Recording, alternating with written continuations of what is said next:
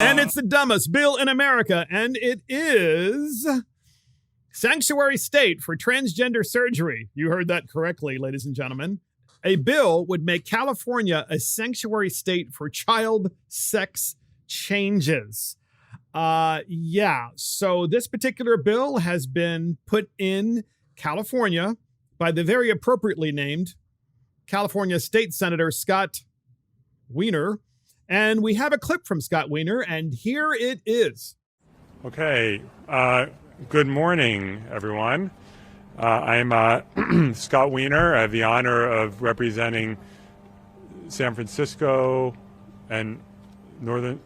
Was there a problem? Okay. I'll start over. Good morning, everyone. Scott Wiener. I have the honor of representing San Francisco and Northern San Mateo County in the California State Senate. And today I'm honored to be joined by colleagues and community leaders to announce new legislation, which will be put formally into print in the very near future. Legislation to ensure that California is a place of refuge for transgender children and their parents as a wave of criminalization sweeps through Texas and other states. Yeah, so you heard that correctly.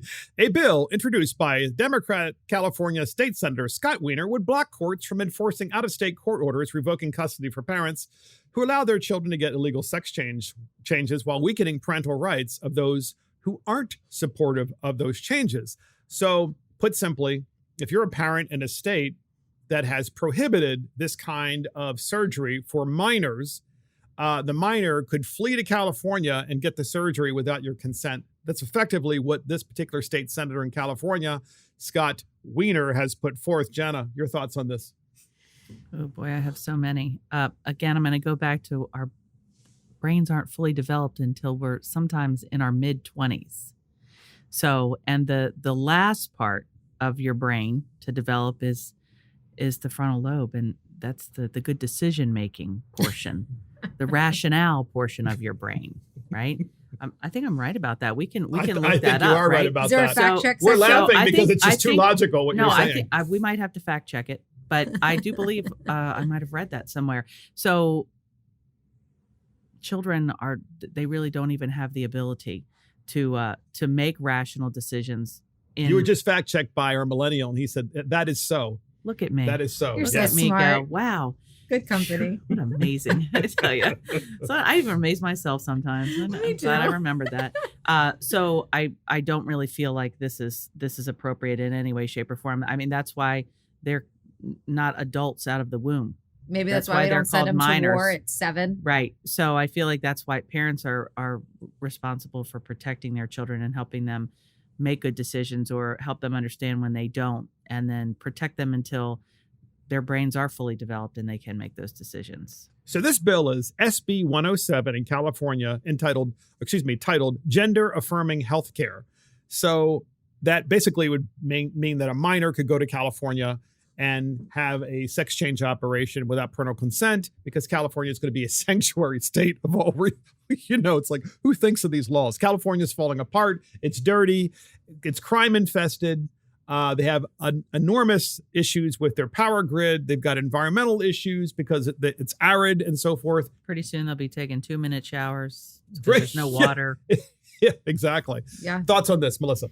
So for me, it honestly just breaks my heart for these children because, I mean, these sex change operations and like chemically castrating children, what we are already learning just in the couple of years, really, that this has been happening in a larger sense, we're hearing all of the people that have transitioned and their health issues and the chance of cancer every year you take these medications increases like exponentially. So for me, all I can think about is we are literally taking the lives of children one at a time. We're ruining them. And, I do feel for the people, the parents whose child comes to them and feels as if they've been born in the wrong body. I feel for that child and I feel for that parent truly deeply in my heart. But if it was my child, I would not chemically castrate them. I would not medically transform them.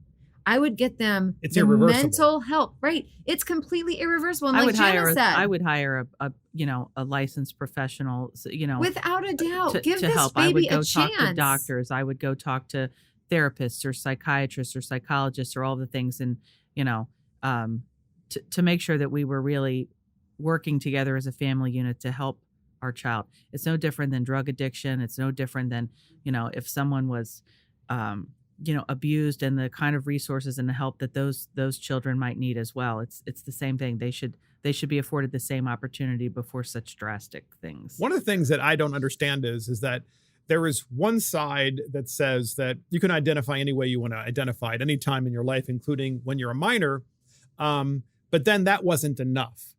Then the next step was, oh, we don't want you just to identify. We want to encourage you to literally take puberty blockers and go and have surgery as a minor. And both of those to me are inconsistent, because it's like, well, if you can just identify, then why would you need surgery? Mm-hmm. But that's my point. It's big business, though. It's money, Mark. It has to be money. And I also think there's a certain undercurrent of grooming and evil that's here as well, which is just hard to explain, like how this has happened. And it's all like kind of coalesced around this pandemic, which is really weird. Like all this weird stuff came out at the same time.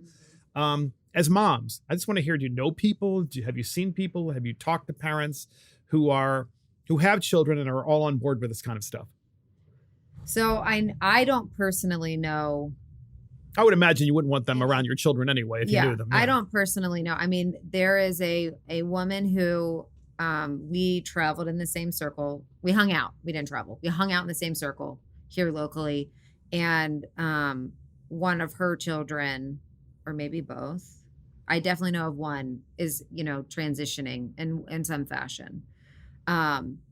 This person is extremely vocal, and it ruined our relationship. We have no cordial relationship anymore, because my desire to not teach my children that they can be a dinosaur if they want conflicts.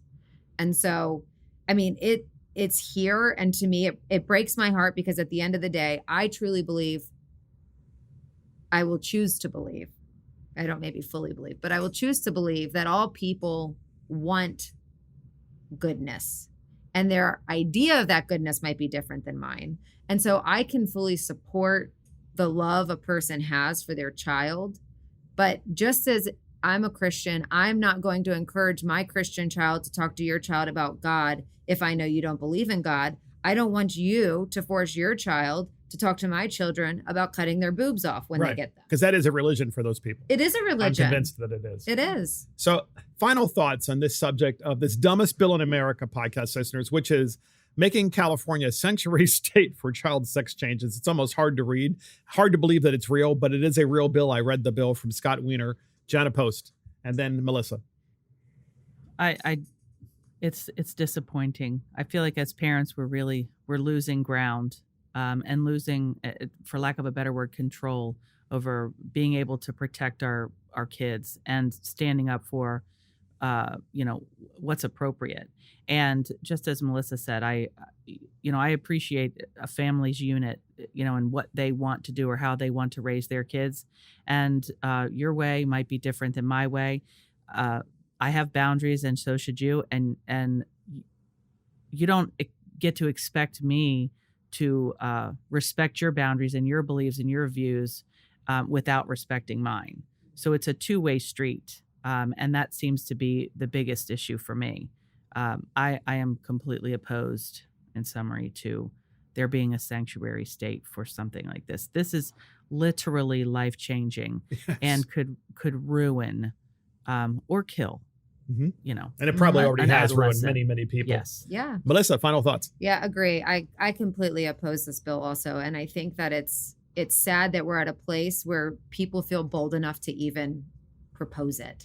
I mean, that's really the thing to me, where I'm like, somebody literally feels like this is such a good idea that he's going to say it out of his mouth in front of millions of people. And we're entertaining it. And propose that taxpayers are the ones footing the bill to castrate these children. Exactly. Like, so, for me, it's just, I wake up every day thinking, are we on the Truman Show? Like, where are they watching?